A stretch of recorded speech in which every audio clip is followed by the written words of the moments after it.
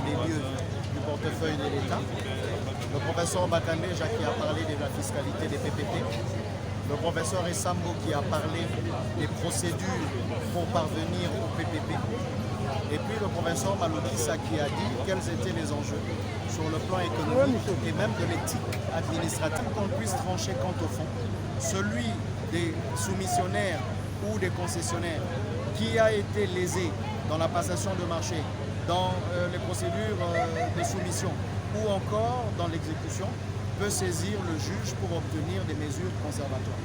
Et il y a deux référés, le référé précontractuel des marchés publics et le référé provision.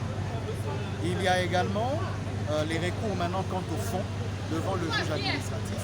Il y a les recours pour excès de pouvoir qui concernent les avis de non-objection, qui concernent également les actes détachables du contrat PPP lui-même, qui sont des actes des autorités contractantes.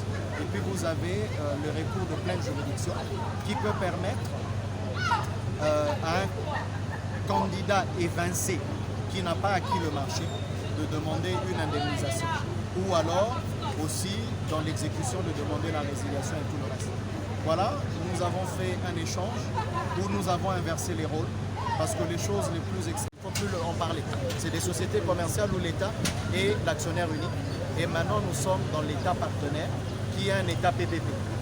Alors, on peut confisquer un avion que l'État a acheté, on a vu ça, parce que quelqu'un est allé dans un tribunal de droit commun dire que l'État me doit de l'argent et on a bloqué l'avion. Si ce n'était pas Kimpavita, Anuarite ou je ne sais pas. Donc, on se rend compte que l'État, avec le temps qui passe, se désengage de plusieurs secteurs et il n'a plus les moyens de faire le colbertisme. Ça veut dire d'investir pour le social, d'investir pour plus d'économie, d'investir pour ceci, pour cela. Et on se rend compte qu'il y a des puissances privées qui sont en train aujourd'hui d'appuyer l'impuissance publique.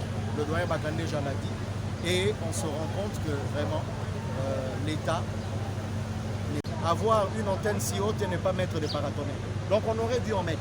Ça veut dire que, là je parle en tant que juriste, les préjudices étant causés par un bien, par une chose inanimée appartenant à quelqu'un, la responsabilité lui incombe, quitte à ce que la SNEL montre qu'il y a eu un cas de force majeure. Mais pour ce genre de cas où on a des morts de cette façon, même si la société SNEL est privée, elle intervient dans le secteur public et pour les services publics. On parle de préjudice exceptionnel.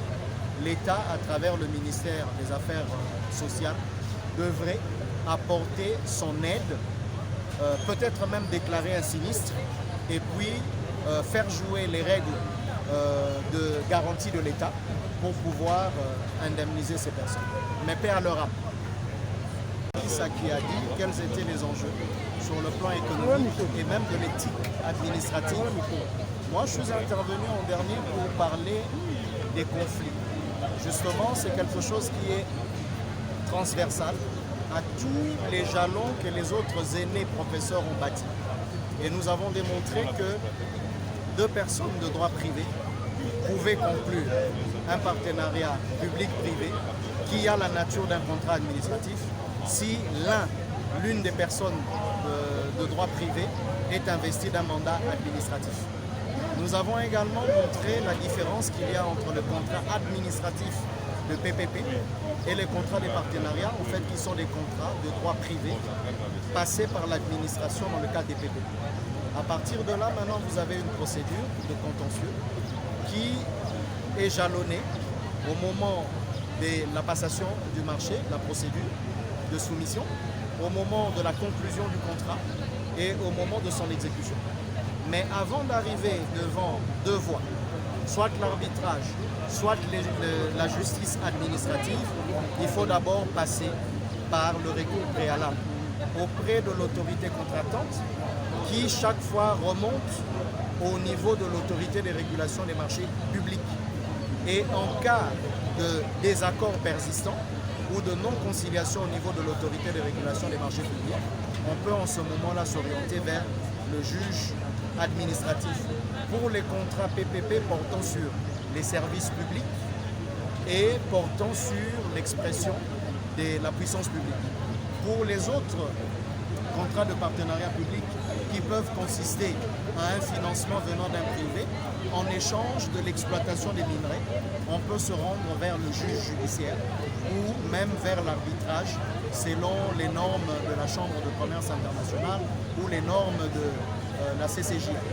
Et donc, à partir de ce moment où nous allons dans le contentieux administratif contractuel, ce qui se passe, c'est que le juge a prévu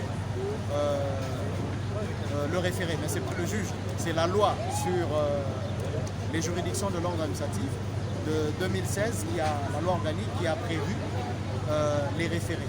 Les référés, ça signifie, avant même qu'on puisse trancher quant au fond, celui des soumissionnaires ou des concessionnaires qui a été lésé dans la passation de marché, dans les procédures de soumission ou encore dans l'exécution, peut saisir le juge pour obtenir des mesures conservatoires. Et il y a deux référés, le référé précontractuel des marchés publics et le référé provisionnel. Il y a également les recours maintenant quant au fond devant le juge administratif. Il y a les recours pour excès de pouvoir qui concernent les avis de non-objection, qui concernent également les actes détachables du contrat PPP lui-même, qui sont des actes des autorités contractantes.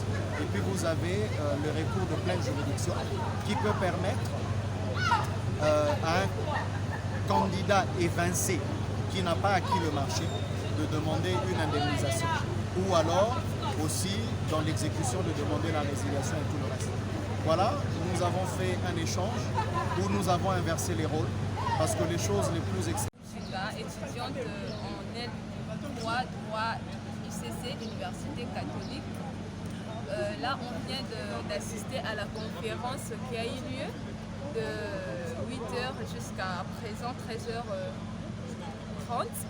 Du coup, j'ai vraiment apprécié cette journée qui était vraiment magnifique et bénéfique pour nous sur l'entrepreneuriat public et privé, selon certains intervenants comme le professeur Kojo Ndoukouma et le professeur Jean-Louis et Sambo qui ont intervenu